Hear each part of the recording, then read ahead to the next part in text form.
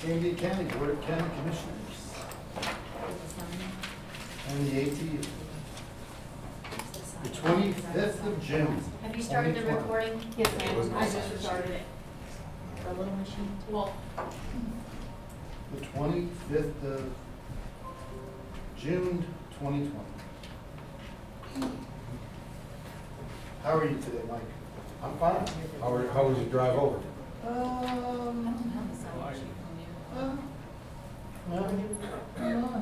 No bad weather, nothing like that, so. No bad weather. Yeah,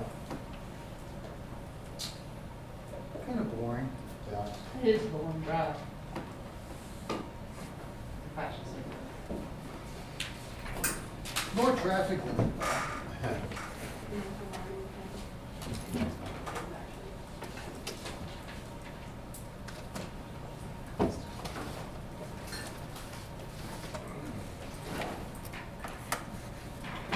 I actually, on my way over here today, I had a doctor's appointment. Oh, telemed? No, well, my doctor will see people in person. You have to video conference. Yes, you He asked me, I'm like, wait. I can lie. Oh, you know, slim down. You wouldn't recognize me. I've taken 10 off. I'm feeling great. One negative.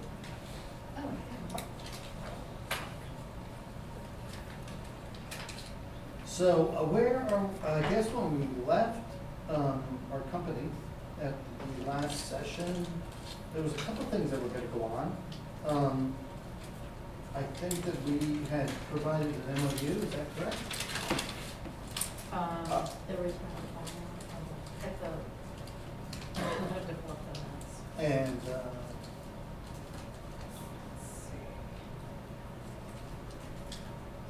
there were several things floating around, so wherever you want to go, it appears to me that you have a stack of documents. We in do. front of you. The 3%. You, I would bet, was a petty person, I'd say you're gonna give that to us. Yeah, yeah. So what we have here is a couple of things that we want to give to you, because at the last session, we gave you a couple proposals, and you had given us a full packet.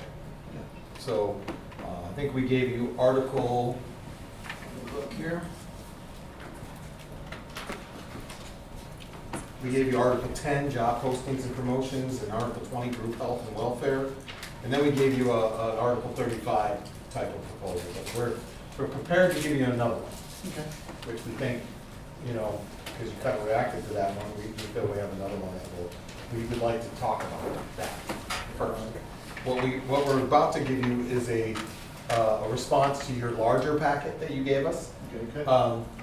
We were able to, let me look here, we were able to address some of those. We addressed, let me look here, we addressed articles, let me look here, 2, 13, 14, 15, 17, 25, 31, 33, 35, well, 35 we're going to give you separately, 36, 37, 39, 42, 47, 48, 55, the new general provisions one, and the, we had one that we did not give you yet, but we're gonna be, we're still working on it, that we're gonna propose. You'll see it at the bottom here, called bus operator compartment barriers. We're gonna send that one to you via email, so you'll have it after these negotiations to look at, okay? Good. So, we still need to respond to Articles 1, 3, 4, 5, 6, 7, 8, 9, 16, 18, 19, 21, 24, 28, 32, 34, 41, 44, 49, 53, 54, 55. And that's because there's been significant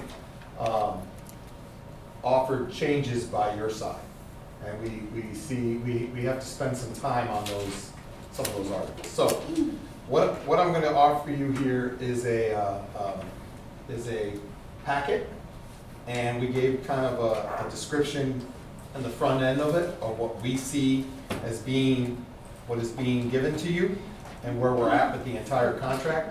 We did want to ask some clarification on Article 26, which is seniority, which we held out last time after we TA'd all those other articles. That was the only article we held out because we do have a couple questions for you on that. Good. That, some clarification maybe, we're not sure, because you have some things highlighted, and we didn't know what that meant, okay? Okay. So we'll talk about that as well. But we're hoping today that we can give you this Article 35, and you can take a close look at this Article 35, since we've already given it to you before, and wages seems to be a very important article for most of the workers right now. So let me go ahead and give you these packets, and then I'll pass out the wage one as well. Hopefully I got enough here. Thank you. Mhm. Oh, I can do it. Thank you. I can share it. No, I think we made, hopefully we made enough for your team. You guys want to take time?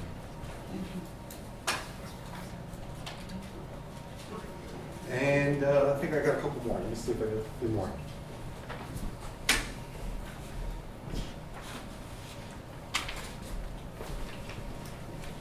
Sir? So this is 10, 35. A couple extras. Okay. All right, let me give you the wage proposal.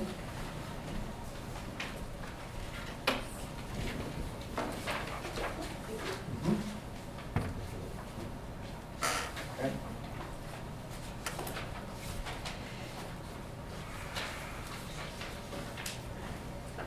Mhm. And we suspect you might want to take a moment to look at this, but if you want, we could go through it.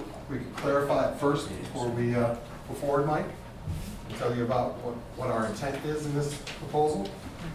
But we feel that the bigger package is something that we'll probably be addressing at the next session, is what I assume. You'll have more time to look at that larger package. Okay, that makes sense. Thank you. And there are a couple of items that we'd like to talk to you about today as Okay. well. But let's start with the wage proposal first. Okay. Take your time.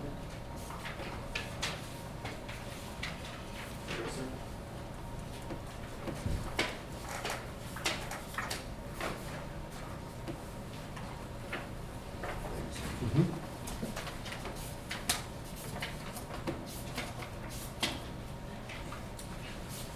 Stick in the corner. Sorry about that. There we go. Thank you. Got a couple extra here. You want to see one? There you go.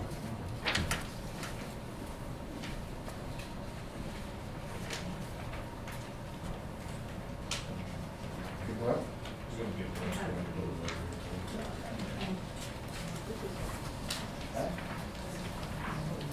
okay. All right. So, let me turn here. So, Mike, so you can see the packet here that we've given you and responded to your packet you gave us on June 5th. Gives a little breakdown of what we TA'd. It also, then it also talks about what we gave you on that June 5th. And some of the discussions we had were on those issues, okay? Obviously, that's all open. We are now submitting these proposals to you, which are listed. And then we have what is in question, which is Article 26, which we'd like to discuss first. I think Article 26, the seniority, and have you answer our question. And then we have what's the articles that are still needing for us to counter to you, okay? So, Article 26, we'd like to ask you a question. Do you have that in front of you? Article. We gave it to you, or it was one that was being considered for a TA from last June 5th, seniority, All right, okay? what's the question? So the question is,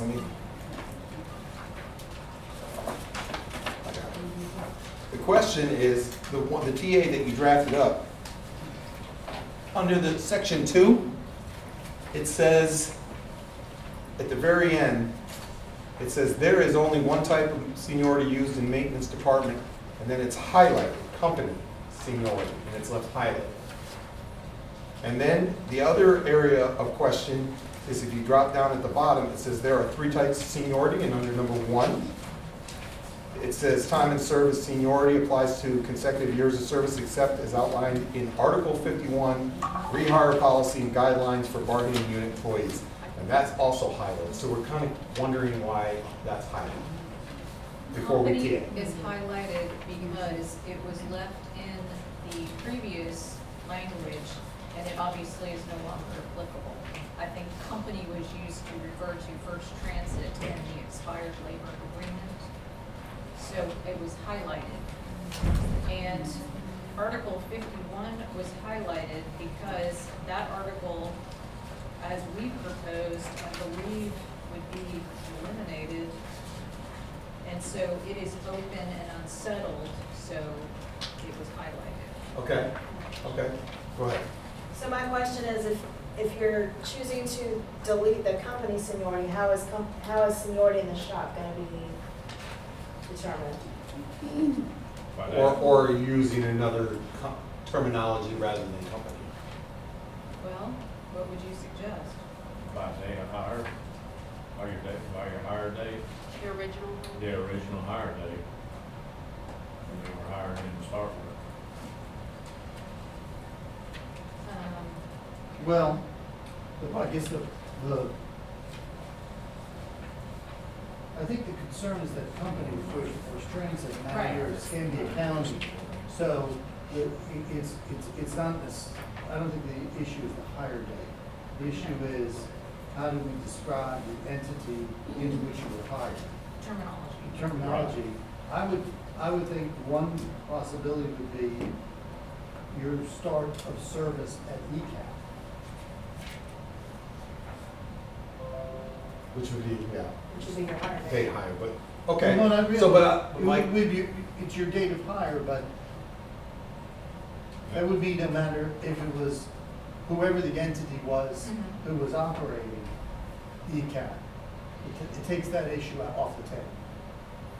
okay, Because somebody could have been hired as a county employee initially. right.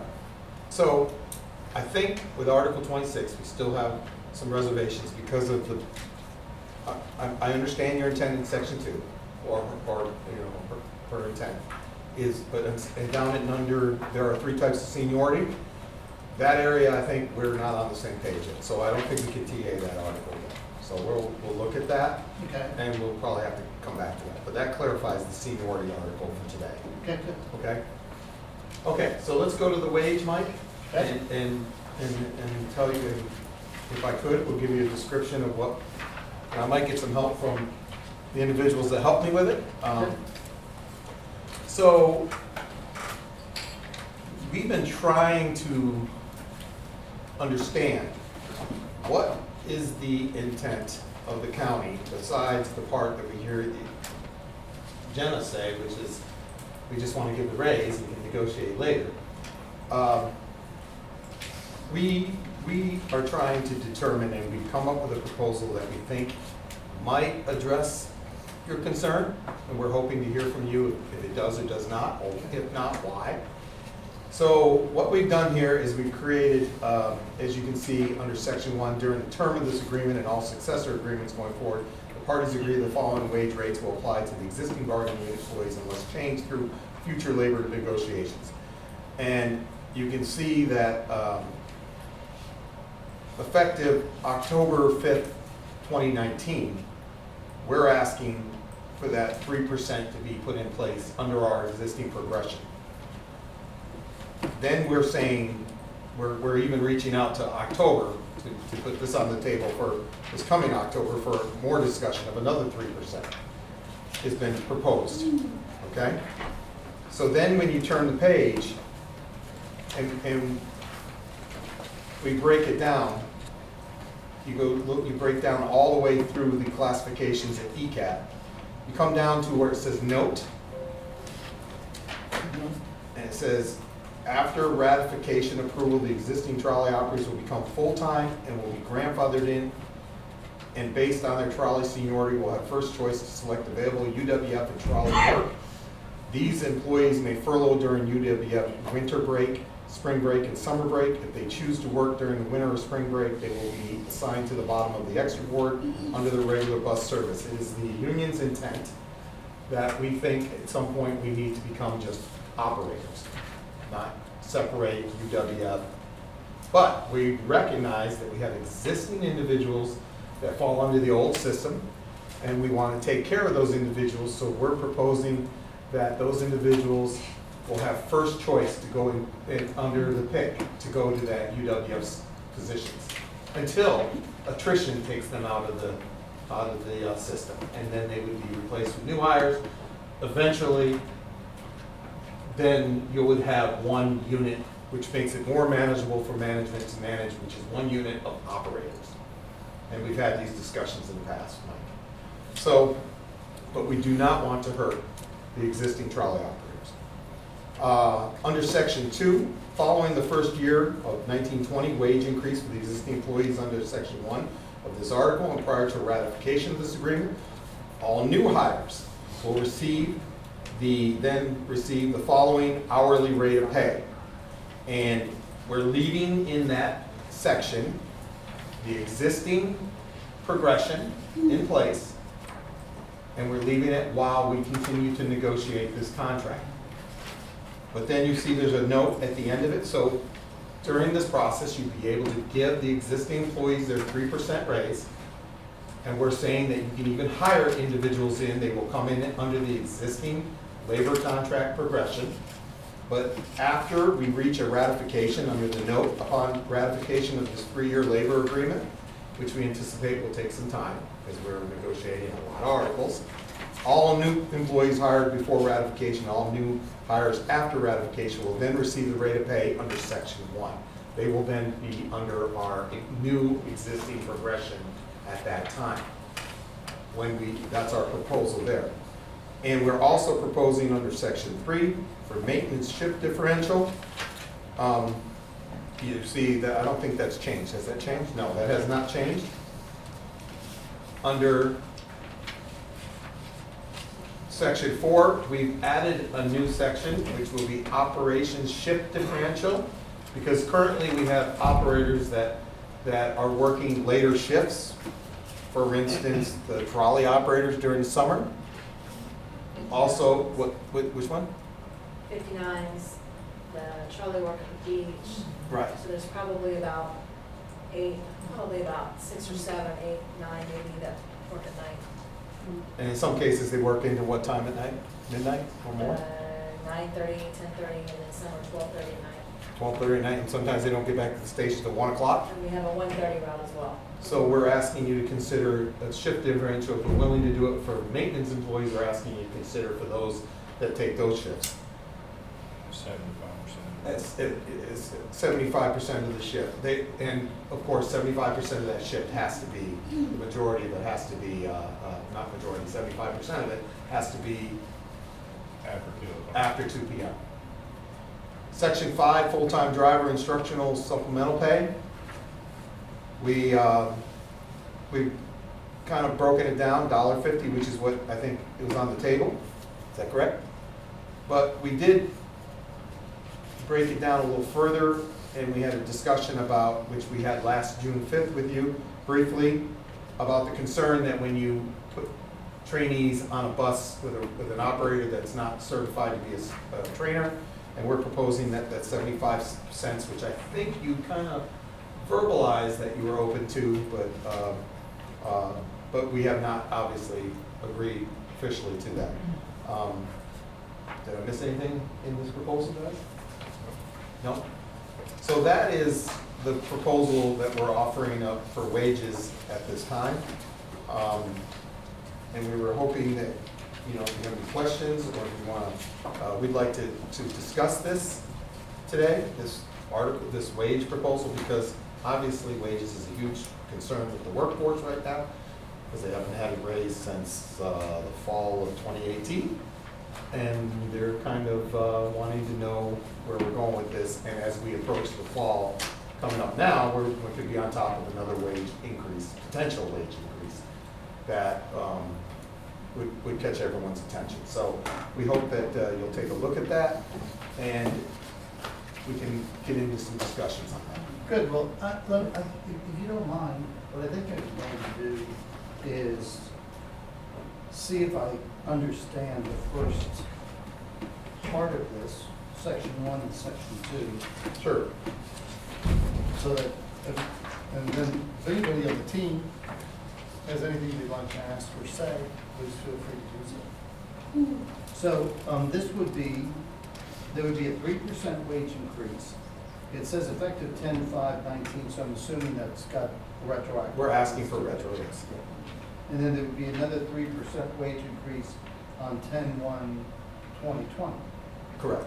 Okay. And now, section 2, let's see how this works. So let's say we hire someone. We hire someone who's a full-time operator in training. Full-time Today. or part-time. Okay, well, let's say, right now, if we hired somebody today, they would get $11.80 as in the training category? Is that the current rate of pay? Is it- That you're looking at? Look at $11. section 2? Oh, you're in section 2? Yeah. Yeah, your Minimum proposal, wage. so you see that, yes, 1180 in the training, and then when they're released to do revenue work, they would go to 1278. So the rest of it is current, but yeah, the first one in training is currently minimum wage and then eliminated. All right, so when you're, okay, so when you release revenue now and you're a full-time operator, if you were released for revenue today and you're a full-time operator, you would get $12.78. Okay. And then upon ratification of this agreement, they would go to $13.60. Under the new rate, that is correct. But that wouldn't, none of this would go into effect until it was ratified. Until the contract's ratified. So why do we even bother with section 2? Because by the time section 1 goes into effect, everybody will be, it'll all be ratified. Right, do you understand what I'm saying? So let me, What time period would section 2 apply before section 1? What time period would section 2 apply before there's a ratification? so let's just say we agree, okay, I understand. So part of this proposal is to, and we need to make that clear to you across the table, I did not say it, so I'll say it, is we're going on the intent that you wanted to put the wage increase in place now for the existing employees. That was your words. And so we wanted to try, if we were to agree on a side MOU that the existing raise would go into effect, right? Right, well, that, And we would TA, okay, well, that explains. that explains it then, okay? Because without, And if I could add one other thing. so what you're saying is this is for the contract, but it would have to also require a memorandum of understanding that would be signed outside. For the existing employees, right, to make this go into effect, yes. And then Yeah. this language would be the language that would go in the contract. But Well, then if we do the MOU, we don't need Article 2. we're looking for a TA that you're agreeing to the intent that new hires would go to that new rate upon ratification, Okay. unless we put that in the MOU. Okay. Also, I want to touch base on one thing, Mike, which is the idea that minimum wage, which was in your proposal. Okay. The minimum wage that you had that is existing is concerning to us, and I'm going to explain why. We feel that, here we are in the other bargaining unit, we're talking about recruitment and retainment, and that is an issue. We feel that having a minimum wage rate for employees to apply to this job at ECAP is not really being a very attractive to individuals wanting to apply. Having to spend their first, period until they go into revenue service at a minimum wage. I think in your proposal, it's the first 90 days, correct? Correct. In your proposal, it's the first 90 days. I don't understand how the county is looking at this, because I think, recruitment is a huge thing. So someone that's outside that wants to apply, using the idea at the June 5th meeting where Jenna used the idea of someone's like works at another location and they want to come with all these years of service or skill, and they come to ECAT to apply, and they look down and they see it's minimum wage for the first 90 days. I don't think that's going to be attractive to someone with skill, someone that has experience. I think someone's going to look at that and go, I'm not going there. So we don't think the minimum wage is, and we don't even know if it will retain that individual during that first period. They might get so frustrated that they say walk away, because they're transporting lives. They're being trained in revenue service to transport human beings. And in this case, right now, we're facing a pandemic crisis. They're out there, as you know, in the front lines of potential of catching the virus. And so the minimum wage, we think, is something that needs to be completely eliminated from this article. Jim? I totally agree, and we just heard on the news that people are having trouble making ends meet with the apartment complexes that are coming up. Matter of fact, Commissioner Llewellyn Mays just said something about people barely hanging on. I think he addressed the fire department and teachers and stuff like that. And now we're expecting somebody to come in at minimum wage and knowing they're going to be old enough to get a CDL license. So you're looking in the 20s, and that's about the time you're looking to branch out to get away and get your own place and stuff like that. And if you're trying to make it on minimum wage, it's just going to be totally impossible. I mean, and it's counterproductive to the idea that you're doing with the other unit, which is still, we're all county, right? If we're all county, then we should be discussing, recruitment should be your number one attractive area, which is to recruit qualified individuals. I don't know why you would target that department and have minimum wage in that department, but not in any other department. I don't think it makes sense. I don't think it recruits good people. And that's obviously what you're aware of that, looking at your other classifications. You want an individual with a CDL, Class B. Obviously, you'd love to have them to have experience, but you're not going to get that kind of person when you say it's minimum wage for the first period of time, the first 90 days. I mean, they're going to sit there and say, I should go somewhere else, because if that's the intent, that's not working out. And you're not going to, you're not going to be able to retain individuals that way. So, All right, well, we understand the ask. Does anybody have any questions or anything that they want to raise with Mike? I will say that how it's advertised currently, it actually does advertise the $14.75 rate. So in terms of attracting them, they understand that they'll get there, but I see your perspective. when they walk in and you tell them, by the way, Yeah, you're well, we not let them actually know making too, that. but I'm saying from an attractive standpoint, they see that that's the rate that they're actually gonna be paid after they get out of their probation period. Right.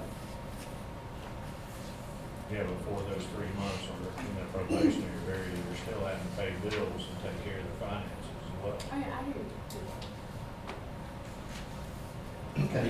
It's a big step to look back behind you and see 25 people behind you or 30 people on a bus or whatever, or in some cases, and look back and see those lives and you're making minimum wage. I don't think you want that kind of individual that's willing to do that and be sitting in that seat. You want, that's pretty scary to make that kind of money when you're supposed to be a professional transporting lives. You got a question? Yes, so I know last meeting we had mentioned that the MOU that the administrator had provided, that you were going to take it, I guess, back to your body to vote on it. And I'm assuming, since the new proposal that you provided, that I'm assuming that either already happened or I just want to confirm with that saying that they have rejected or voted down that particular MOU and in place included it in this particular article. So the members didn't even entertain that MOU, they didn't even look at it. They didn't even address it. They made it very clear where they want to go, and this is what they want. So we didn't even address that MOU, we didn't even bring it up at our meeting. Okay. Well, we could have a caucus on Article 35, or is there something, you talked about seniority, is there anything else in particular that you want to raise with us? I don't think it's a bad idea for us to take the time, since you've given us language for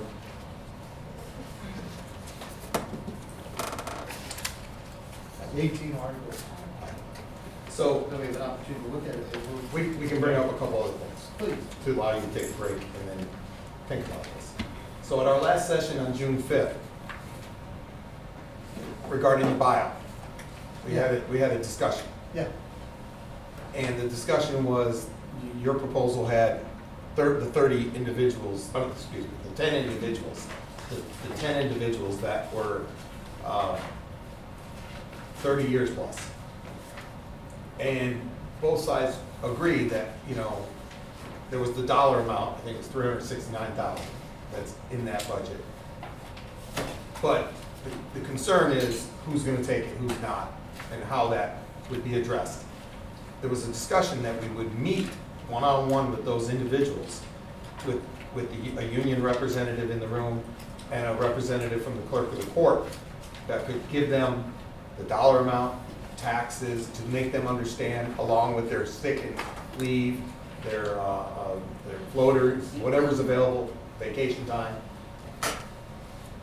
After that session, I think that was on a Friday, on a Monday, I sent an email saying, when are we gonna do this? I offered up a Wednesday prior to these negotiations to try to do that.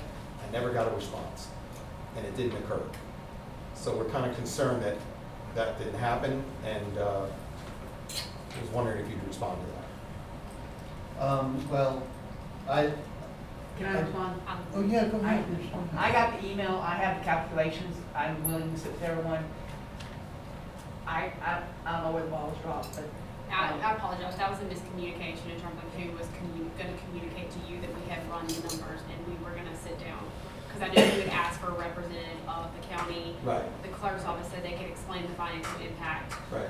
so. Our job was at that time to tell them that this was gonna occur, and we did, but we didn't confirm the day because we Correct. didn't know if you were gonna agree to that Wednesday, and we didn't get a response. So are you saying that we're going to do this now? And if we can we schedule a date? I mean, not at this moment, but Yeah. at the end of this session? we I need have to leave at 3:30, but Nikki has my appointment, my schedule. Okay, and I we cannot can- do it tomorrow, I'll tell you that. No, I'm not looking to do it that quick, but next week maybe sometime? I do have to, and I'll redo them, this was as of last payday, it's just an estimate, so. We just want to be able to give those employees a warning, because we also want to be able to work with management at ECAT, specifically Ms. Ellis and Mr.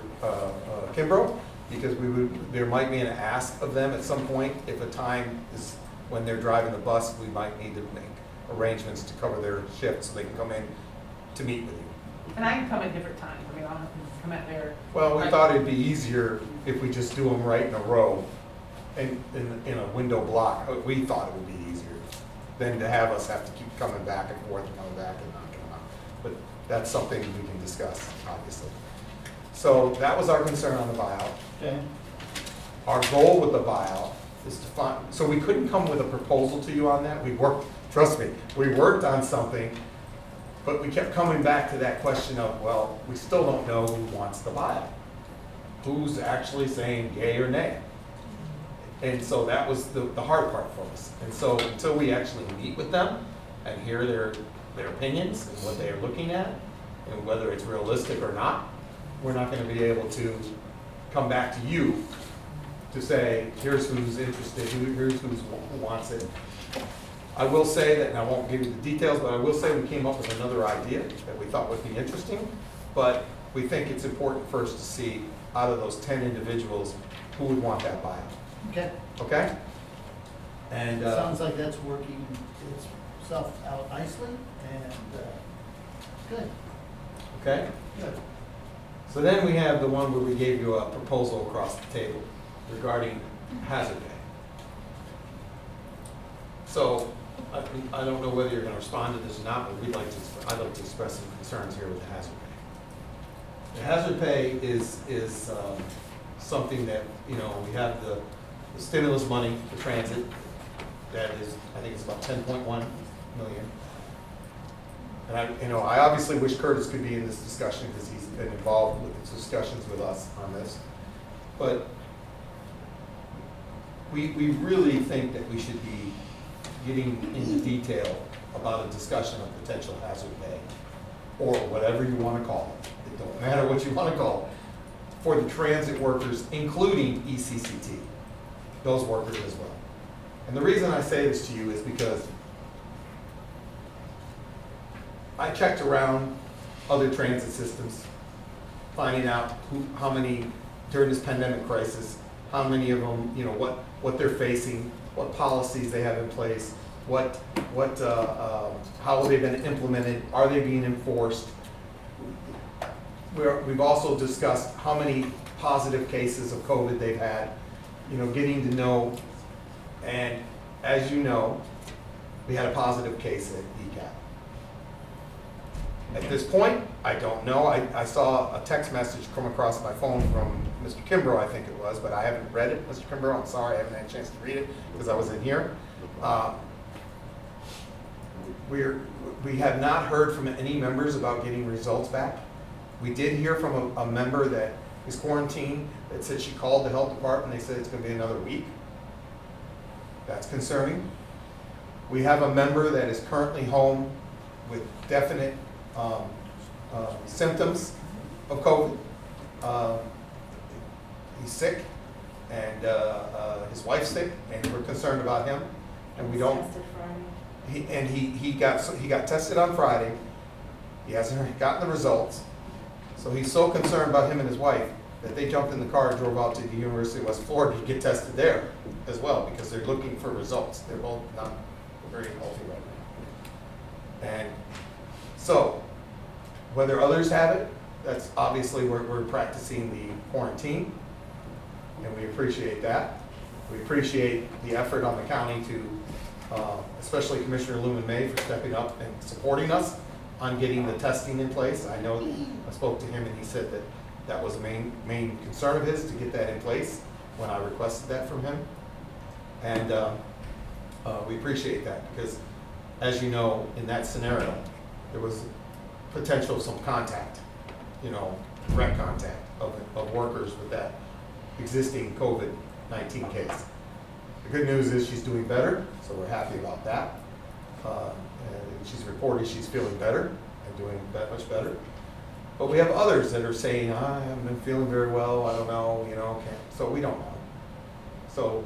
So we've gotten reports, and I'm not trying to throw ECCT into these negotiations, but this hazard pay is something that we would never want to just talk about ECAT from the union's perspective. We want to mention ECAT because that overall funding that is in place for the 10.1 should be looked at them for them as well.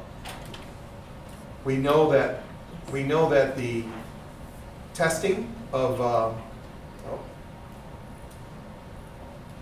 we know that the testing of when employees walk into the facility of having their temperature taken has been, in my words, unproductive. The gauge often doesn't work or has trouble. We know that other transit facilities have better structure of addressing that and how they approach that. I wish we could be talking about that one-on-one a little bit more about that. At ECCT, they're not even getting their temperatures taken. We appreciate that we're offering masks to riders on the buses. We appreciate that.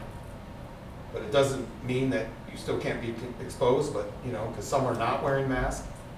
I had one operator report to me that every trip on a certain route, not every trip, I'm sorry, every day an operator gets on this bus to drive it, and a passenger gets on and he's continuously coughing. He wears a mask, but he's coughing and he's coughing and he's coughing, an elderly gentleman. So there's fear out there. There's fear and concern from the workforce. Hazard pay is something that Transit System's been looking at around the country, and we think we should be having discussions about that for ECAT and ECCT. Because, well, now, would I be open to other folks that we represent? Obviously, I would.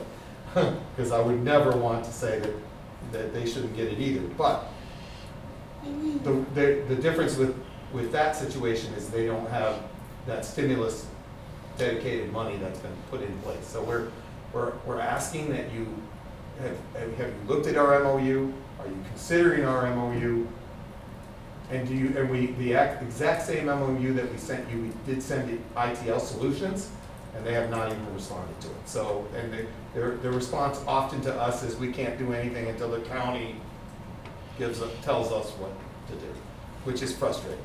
And I will tell you that there are some very concerned comments that I'm getting from, this is off the record, this is different than negotiations here, but I'll say it, is I'm hearing from ECCT employees that there are some very big concerns about procedurally policies that protect them under this pandemic crisis. That they have clients that are on the vehicles with no masks, that are close, within close range. There's just, I think it's important that at some point that we have discussions with ITL to address that, because I'm worried about those folks, because they feel they're second fiddle to ECAT, by the way. Because, they would like us to. When this happened with this COVID-19 positive case, I actually reached out to management in a text and said, hey, if we're doing testing for ECAT right now, wouldn't it be smart to test them as well at the same time? So we didn't get a response. Okay, Okay? I understand the issue. Certainly serious one.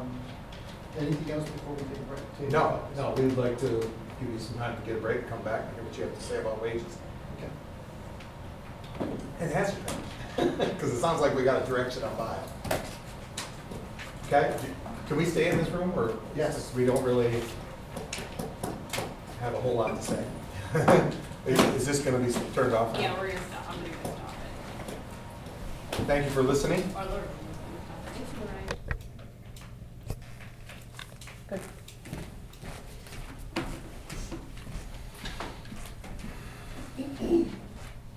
We're live?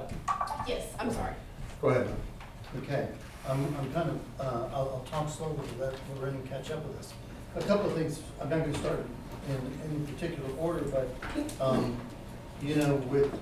with the suggestion of hazard pay and whether or not there's a source of funding for that type of compensation, we have been looking into that, and we have been doing some research. We want to share with you what we have found today from our research.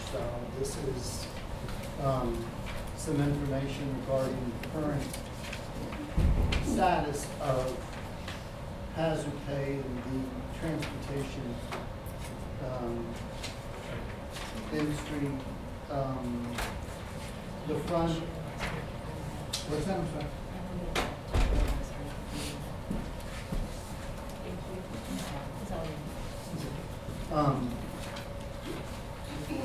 And on the back of, on the front has to do with the CARES Act funding. On the back is some additional information with regard to hazard pay. I'm personally familiar with Jacksonville's situation.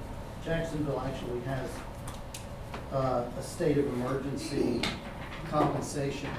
It's not really pay, it's a leave benefit. And so during a state of emergency, people at work receive an extra leave benefit in their accrual. But we looked at all of those, and you'll see that they are We have identified the sources of our information, and that would allow you to go and check up on that, see what's transpiring in those areas. So we're still looking at that concept, and this reflects what we have pulled together to date, and what we're looking at. So with regard to Article 45, we obviously have to take this back into consideration. Some people have some initial reactions to trolley operators becoming operators, to the instructor supplemental pay, to minimum wage. I guess was in the contract that we inherited the operation. And your thoughts about how minimum wage for an entry level is, you know, we all always think about our entry rates and how that, we should be competitive and we should be offering a rate that's going to bring the best people. So that's our philosophy, so we certainly appreciate those comments and we'll consider that in that issue. So that's the minimum wage issue, wage rates, proposals, trolley, and the supplemental pay for the instructor. Both the $1.50 and the concept of giving money to someone who does not qualify,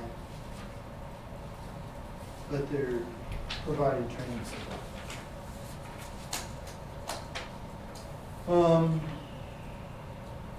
I guess we just have to respond to this next time.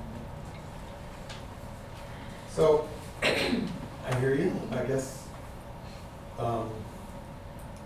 This has been dragging on for some time regarding this wage issue, and it's concerning to us that it's been going on for quite a while now. And we're the only department that doesn't have it, the wage increase, and the employees are concerned about that. We're not, from our side of the table, we're not sure what you're trying to achieve here. What, you know, we're trying to give you, we've given you several proposals so far. And we've gotten one back from you, which is the MOU. And we don't know, we don't understand why you're not addressing, we're trying to make, changing it up to try to address, you know, to find out why there's an issue of not agreeing to something right now directly with those existing employees, along with our concern of that, which is tied to other employees that would be new hires or existing employees within the ranks. So let me ask a question so I get some confirmation here, because I want to make sure I got this straight. I got a member that asked a question, and I want to make sure maybe you can clarify this and you can tell us, and I'm wrong. And if I'm wrong, I'll admit I'm wrong. So the question is this. The individual is not at top rate right now, okay? Under the existing, they're at 85%. And if we were to sign that MOU, that what you put across the table is your proposal, if we signed it today, and that individual's anniversary date is in August, for instance, right? They normally at that point would go to 100% of top rate under our progression. They're currently making 16, let me find it here. Can you help me out on me? What is that rate? 1671. They're currently making 1671. They get a 3% on top of that, correct? It would go to 1721 because of signing the MOU. And then their anniversary date comes up, but it's after when we sign this MOU. What rate would they go to next? Would it be 1966, which is what the current 100%, or would they go to 2025? Based on the MOU or based on, Based on your MOU and us signing off on that MOU. what would that individual go to that's already internal? What would they go to? To the, They They would go to- follow the progression that exists, which would be the 1966. So they would go to 1966. So then they would not be at 100%, even though they thought they were going to 100%. They'd be 3% less than All of us, than all the other people that are currently at 100%, correct? so they just add the layer. So that creates a layer. So that's where our concerns are, because now we've got an internal person that can't, is who in their mind is an existing employee that thought they were gonna go to 2025 with the rest of the employees with 3 years of service, but they're not. And that's a concern, along with, go ahead, Mike, you're making a face that you're. I don't understand that. You mean someone was gonna get a raise in August and they would lose the opportunity to get a raise because of the 3% we offered them? No, normally they would jump to Why is top that? rate. Because this is their pay rate right here, this is their pay rate schedule. Yeah. The But if the 3% is not base being doesn't added to their change progression. to the base. It's not, this is the base rate, so if they go up to 37, And their base rate is not based on a percentage like other departments might be. So this is based off how the current MOU is written, is that it will not be applicable to anyone's base Okay.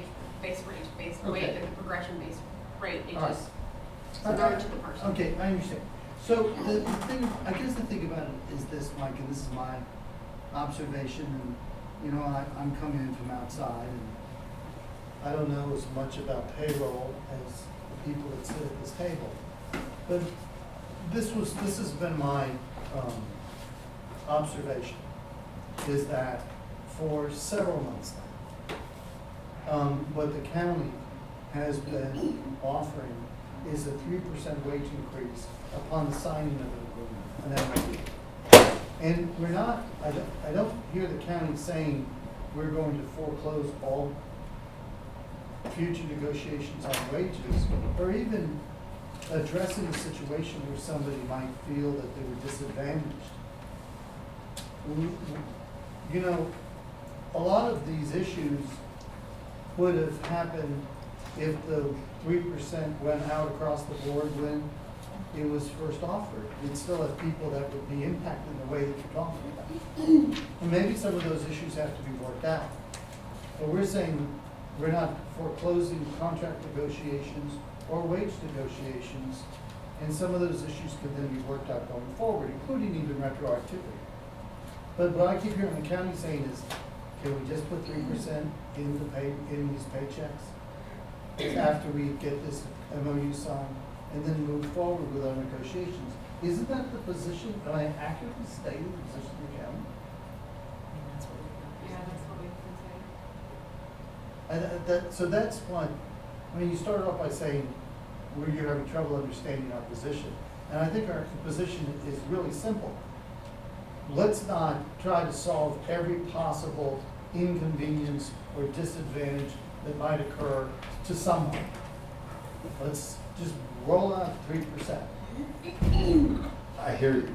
You're saying you don't want to address individuals, but when this occurs, using that example, because this is actually a live person that's a bargaining unit employee, that individual is going to walk up to us and say, why didn't I go to top rate? Well, then So- maybe what you say to them is you got 3% into your paycheck, and we're working on those things. Okay, so. But if you want to, I think, and you're certainly within your right to do this, but if you want to make it so that we negotiate all these nuances, it slows the process down. So, again, I know you said you made your position clear from the beginning, and I understand your position, but what you're not doing is responding to our concerns when we bring these concerns up. So when you're saying to me just now that that individual, that we're now gonna go back, this individual's gonna see it live or listen to it if they choose to, they're gonna sit there and go, okay, I got a 3% just like everybody else, which is great. But when my anniversary date comes, I'm now chasing everybody else. Why is that? and I can't give them an answer, and all you're saying to me is to say to them, well, we're still negotiating. Yeah, So the problem is, we're here at negotiations, we should be addressing this. And I also feel that we've got a wage progression in place. That wage progression, and we're trying to find a way to address whatever you're trying to, achieve here, because, I said it at the last session. If your goal, and I'm not putting words in your mouth, I'm just suggesting, if your goal is to create more layers in our progression, then put a proposal across the table that shows us that. But what we feel is occurring here is you're trying to backdoor us and achieve that without even negotiating. Because if you put that proposal across the table to us, we're probably to give up if I go from a 3-year progression to a 4-year to a 5-year, whatever it is that you're trying to achieve. We're gonna be saying, well, we need something for that. It's gonna be negotiations back and forth. It's gonna be a discussion. Well, how am I supposed to get my members to ratify that when they're saying, well, what did we get for it? Well, I'm giving up, a progression, or, I'm changing the progression, and I definitely don't want to create a 2-tier system for future employees coming in, because in my eyes, that's union busting, okay? What happens then is if that's your goal, yeah, we're gonna have a little problem here, we're gonna have to discuss that, because if that's your goal, to have a tier over here of existing employees and have them under whatever they achieve, and then you're gonna bring in new hires and their top rate is only gonna reach this level, that's gonna be a problem for us, because I don't know how I'm ever gonna look a new hire in the eyes at orientation and show them that, and they're gonna say, why do you make this? And when I get to those years of service that you are at, I will never make that. That's a 2-tier system that we're not interested in. it's our goal to develop go ahead, sure. Just say, just something that just came to mind when we were sitting here, and you mentioned the person chasing the other people. That person that they're chasing has more years of service. So you would have, like, if Mike and I work for the agency, but I've been here 2 years longer than him, I make 6% more than him because I got 3% the last 2 years. So that's where some of your longevity comes back into play. I am making more because I have more longevity than him. So I hear you when you say that, and I understand what you're trying to say, because I'm And actually. I'm not speaking for the county. I know you're not I speaking just for the heard county, what you and said, I'm not so gonna beat up on you, because, I don't see your role in this as being a person that I need to beat up on when it comes to that kind, because my It's thought just a thought from an my thought outsider. was, what you just said to me is you're trying to create more tiers we have a progression. It reaches top pay after 3 years. And again, if you're trying to make it 4 years, 5 years, whatever it is, then put that proposal across the table and let's hash it out, let's get it done. I mean, we're willing to stay at midnight tonight if we had to, because this is critical to understand where you're trying to go. It's not a, I'm sorry, because see, in the logistic of time-wise, sooner or later, the top paid people will fall out, and nobody will ever achieve that top pay that they were ever making. What you've done is cut it down to where sooner or later, there'll be a few that are already making that top pay that'll stay in there for the duration, but sooner or later, that top pay will just fall off and go away, and you'll have that lower rate there. So, I don't understand. This is the reason, Mike, that in 2018, when we went in front of the county, when this MOU was offered, I don't know what happened. All I can tell you is, yes, I agree. 2017, I heard Ms. Gilly say that. 2017, we signed an MOU, we were under First Transit. They honored the labor agreement, they applied it to our progression. Individuals, it wasn't given to the individuals individually, it was applied to the progression, even though the MOU said something different. It could have said something different. First Transit applied it just as it was supposed to be in the labor agreement, okay? In 2018, when we got to this point where the MOU was presented to all the bargaining units, I sat down with Amy Lavoie, with Eric Kleiner, made the same argument, hey, we got a progression in our contract, you need to apply it. There was no one ever argued or they said, oh, you're absolutely right. And so we created the MOU from 2018, which you've seen, which has our progression. So I don't understand why this is so difficult now, unless there is another goal that you're trying to achieve. Because, trust me, that's why I'm asking for retro pay back to October, because we wanted our members to have it when it was first offered. We would have signed off if you just had put the progression, just like it was written in 2018, into the MOU, we've been done. But there seems to be an obvious goal, and I can't ignore that. I can't ignore that there's something there that's different, that's happening from 2018 to now.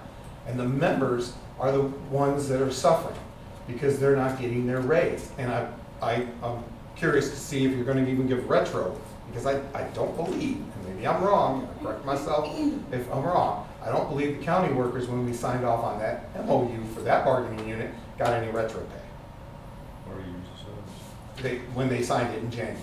But that's a different situation under their unit. Well, all I can say is this. I've never heard anyone from the county in connection with the 3% offer attached to it any motivation to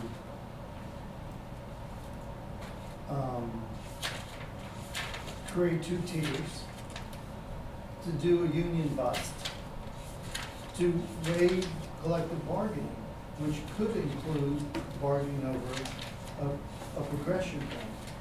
But you know, I think, and maybe this is the rub. But you know, having been around the county for a while, you and I both have, we both know that the county, kind of generously actually, it's true, almost every October gives an across-the-board increase. And I have a lot of clients that do not, you know, it's kind of hard fought, and I have a lot of clients now that are not, even though they have in the past. But so it's just, it's in the budget, it's authorized by the commission, and we give out a 3%. And I guess our point, and it's been dragging on, is take the 3%, and all these other issues that may be impacted by the 3%, we'll sit down and work out through the collective bargaining process. Because that's kind of what we do with everybody else. And that's kind of been our model. There are no issues once you sign the MOU with the progression. It's done, it's over, everyone got 3%. Again, So from your perspective, after 3 years of service, like you're okay with after 3 years of service, there's not gonna be no differentiation between you. So you've been there for 20 years and this person's been there for 3 years and there's no difference in your pay. so that has been a common thing in this collective bargaining agreement. 25 years that I was there. Willie Carter's been there 46 years. He'll tell you when that was created 40 years ago or whatever it was put in the contract. Everyone has said, there it is, top pay. When you reach top pay, it's equal pay for equal work. It's something that the union believes in this scenario under transit. It's something that's common in transit, okay? Now, when you say longevity, obviously, if the state of Florida wanted to give longevity, I'd be all over that. But we all know that the state of Florida does not allow you to put that in the collective bargaining agreement now, correct, Mike? You're the attorney. You remember when it was in the previous collective bargaining agreement with the other group. I would love to say after 5 years of service, that person gets an additional 2%, or after 10 years gets an additional 2%. And, you know, we'd love to talk about that, but Well, this We- is kind of we- how we- that but- can be accomplished, but- because if you're here now, you get the 3%, and then when you come in, you're correct, the wage progression would shift, but we're not applying it to the wage progression, so the person at the But you're top rate not, would be I'm higher. sorry, I'm sorry, I didn't mean to interrupt you. Yeah. But you're not offering us what you're trying to achieve here. You're not telling us what you're trying to What we're achieve. trying to achieve is to give the current existing employees 3% and then to continue to negotiate the rest of the wage, so the wage rates, So, everything you so can I provide. ask this question, John, of you? So, I'm curious, if your goal was to give the 3% back when it was given to all the other bargaining units, why didn't you just agree to it as it's structured in the contract, and we're in negotiations, and then present what you're trying to achieve to change it? because that provides with a different cost. So if we had put it on the actual wage progression, that means every new hire would have received the new rate. That is a substantially different cost than saying your current employees that exist right now get this 3%. That's not a never, that was just, there's a huge difference that we could not anticipate at that point. So let me make another point to you. If you've noticed, our proposals don't ask for longevity pay. We're not asking for that. I know. We recognize, and I think it was said by Mike in the previous negotiations a couple before, that we were under the private sector. And under the private sector, you know, we were able to negotiate what we consider to be industry standard wages. So after 3 years of service, we actually think we're a little low, but we're not gonna argue. We know where we live, we know where we're at in our community here in Northwest Florida.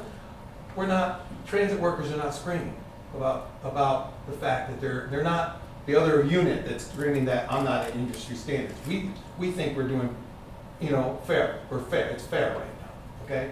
So we're comfortable with the idea of the structure of the 3-year progression. We're very comfortable with that. And it's been there forever.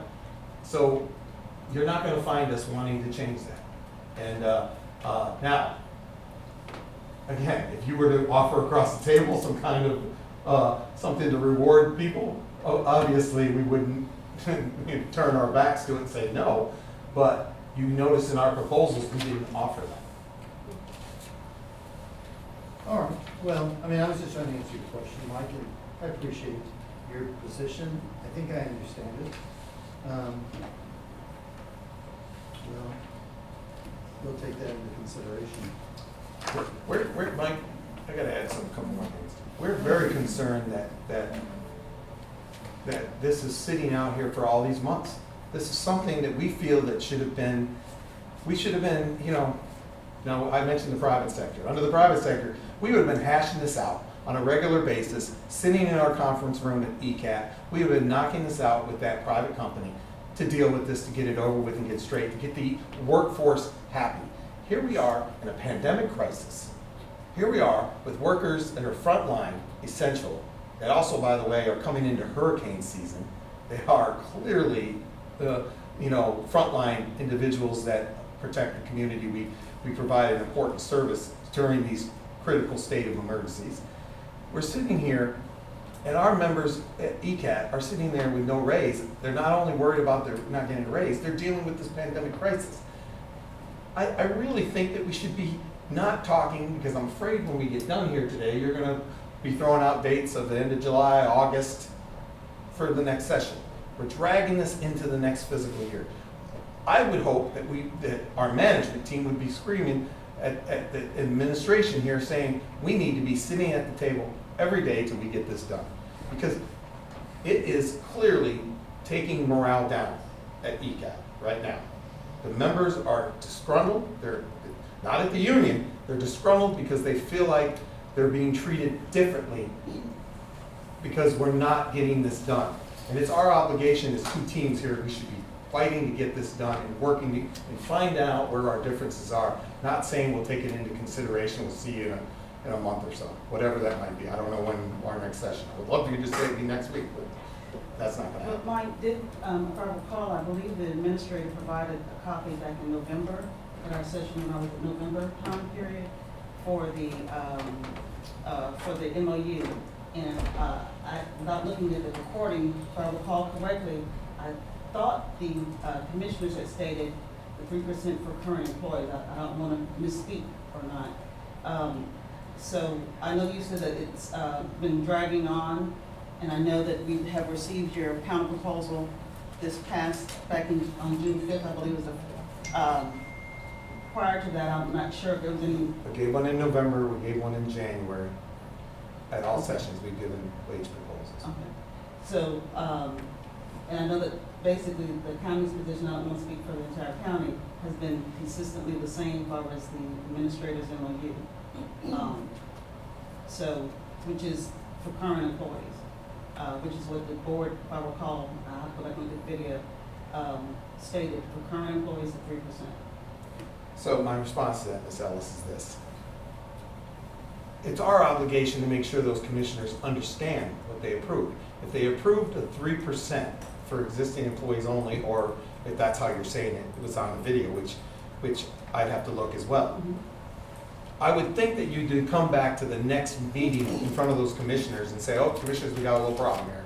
The labor agreement with the ECAT bargaining unit does not, they have a progression in their contract. We need you to approve that it will be applied to their progression. That has not been attempted by your side to do that. I will say I'm that sorry, I've. do you know that for a fact that we have not told them that there's a wage progression and No, I- asked that question? Okay, let me rephrase that. Not in a You public need to setting, rephrase that. not in a public setting. Not in a public setting. But we have had discussions behind closed Well, I doors. will say that I spoke personally to one commissioner and he didn't understand it until I explained it to him, and then he said, well, I have no issue with that scenario of what you're saying. Now I understand. Then he needs to communicate that to us or Well, whomever. I'm but- sure he will, okay? I'm hoping he will. So, I just think there should have been a huge, Talk to you, so. okay, can we take just 5 minutes? Sure, we don't have a whole lot of time. I know, Yeah, we got it. Just three. We got it. Sure.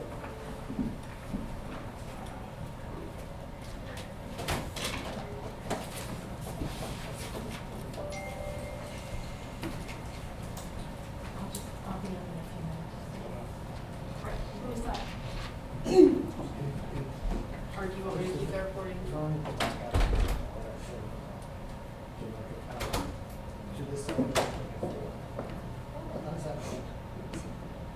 Yeah, it's on the fourth floor.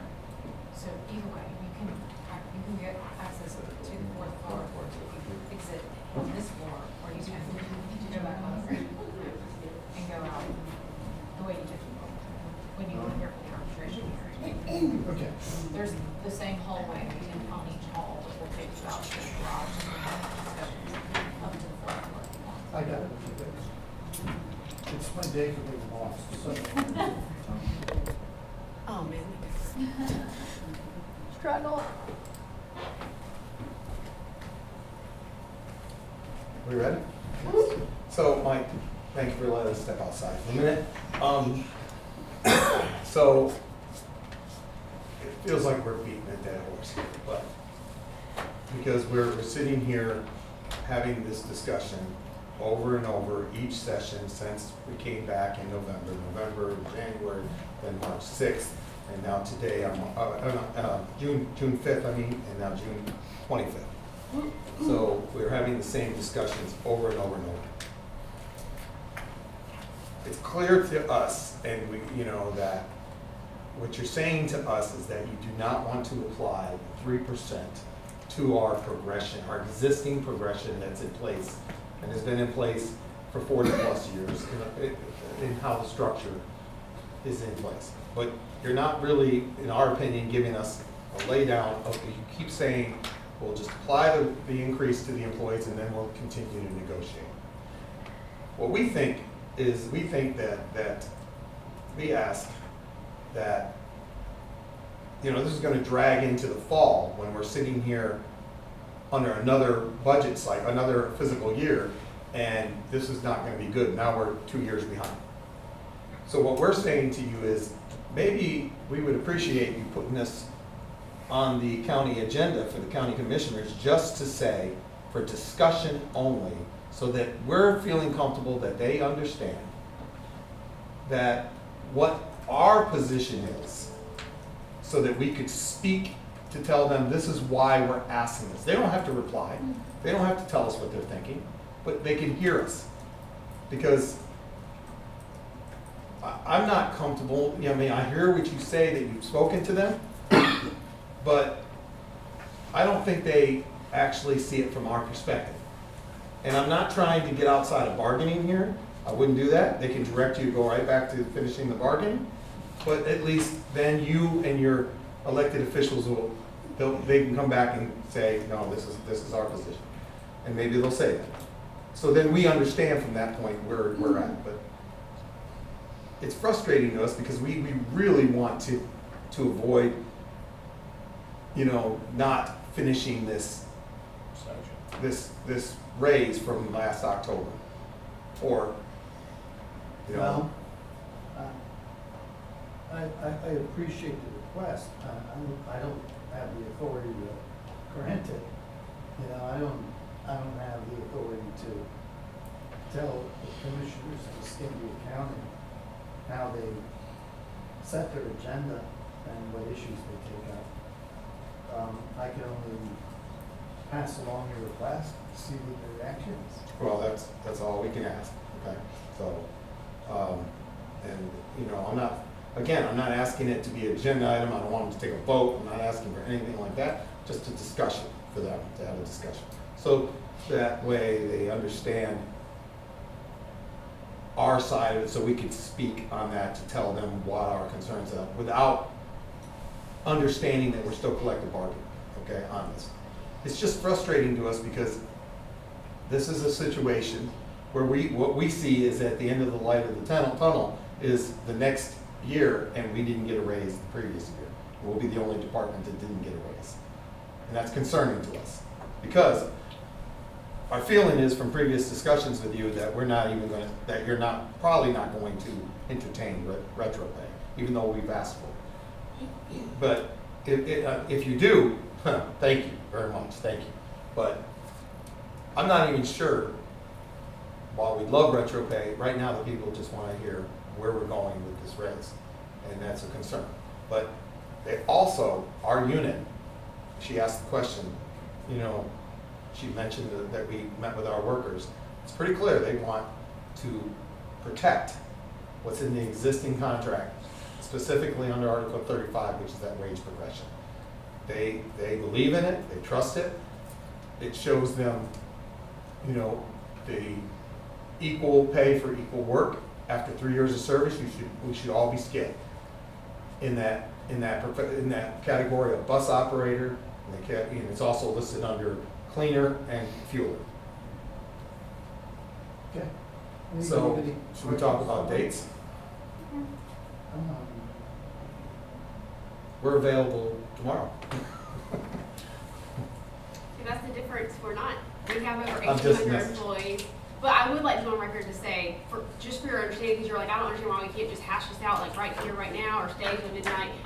We stay late hours all the time, but that's because we are servicing 1,800 employees, county employees and our board of county commissioners. Now, we also, from an HR perspective and some other departments, service our constitutionals. We have over 2,400 employees. We're currently negotiating 4 other contracts and self-funded benefits, self-funded risk. There's just a lot that we're doing, and we cannot drop everything to do one thing at a time. We have to keep juggling the plates. And so it's not that we're like poo-poo on you, we don't want to meet with you. It's we're trying to fit everybody. We don't want to look like there's disparity either. We don't want people to be like, well, why is ECAT getting another negotiation and not this union? I mean, that you can go down that route all day. So Mike, I hear you. I understand that. I understand you have all those other employees. I understand that. It's just my experience of 20-some years of negotiating that I've been, and of course, a lot of it is in private sector, some of it was in public sector. I've had, in previous years under the public sector with you, Mike, we had full days of session, right? Full days. Some days, 3 days in a row, right? So, yeah. You remember those days, right? And we got a contract out. I tried to wipe that out of my No, memory. it was there. We did it. We It's- actually did. it's- And I hear you with the other units. Of course, I understand their situation, but I'm trying to express to you that we're willing to give whatever it needs to do it. I mean, I'm not trying to be sarcastic when I say negotiate to midnight. I'm being actually serious. That we've done it and we would do it again. So, I know that from our last bargaining session that, earlier this afternoon, with the, other unit, we need to give you dates for that bargaining too. So, and we know that you want to move these along as quickly as possible. But I also know that there are members of our team that are gonna be tied up in Can I say this, Mike, real we quick? need- There is a difference with that unit and our unit. Okay. What I want to say this is, there is, on our side for this unit, there is a concern that we have to have some time to work on those other additional articles. So we will need, when she says that she's tied up for the next couple of weeks for budgetary reasons, I get it. That would be a good opportunity to us to address the other articles, because it does take time to go through those articles to see what you counter to us, and to think through those and think of what, you know, how we would counter them. And so if it is a few weeks, then obviously we understand. So we'll work through the process of identifying dates that, I mean, one of the things that we also will ask ourselves is, you know, if somebody has to do something else, or I'm tied up on a certain day, maybe there's a meeting without me, or a meeting without somebody who's involved in the team. So we can always look at that. So that's a complicated matching of demands on people's schedules, so it might take us a day or two, but we'll get you dates. And Mike, Jim just made a point to me, is that, you know, in the ECAT negotiations, there's a lot more articles to address, Yeah. that we're readdressing, I should say. And some of them are language issues, and we're, you know, I don't know if someone on your team is not there, that we could be addressing those more frequently and meet more often on that, because that's more about language. I mean, a lot of it's day-to-day operational stuff that we could be, that I'm assuming you're relying on your transit management to address. And, you know, I'd love to be able to hash some of that out, because you'll see when you look through our proposal that we counted some of yours on assignment of runs, on extra work, on, you know, various articles that are just language. They're language oriented, not tied to economics. Okay, well, that's what we'll do, we'll keep that in mind, and maybe we'll see if it's possible to have a subgroup of our bargaining team meet on a non-economic issue or issues. You can see on our side, when Curtis has enough trust on us to not be in here sometimes, but hopefully in the future, the uptick of this pandemic in the state of Florida, hopefully, that will not, you know, be better in the future months, and he'll be released by the international travel, because he's not allowed to travel. They're not allowing him to travel. All right, cool. I don't know why, but that's not my call. It is, transportation is in your name. Yeah. All right, so, I guess we're good. We're good, and we'll wait for your response on dates. Thank you. Good, thanks.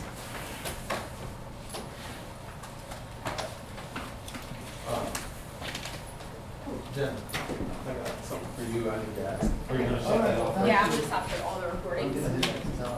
We did. Ask you something. Okay, I'll come.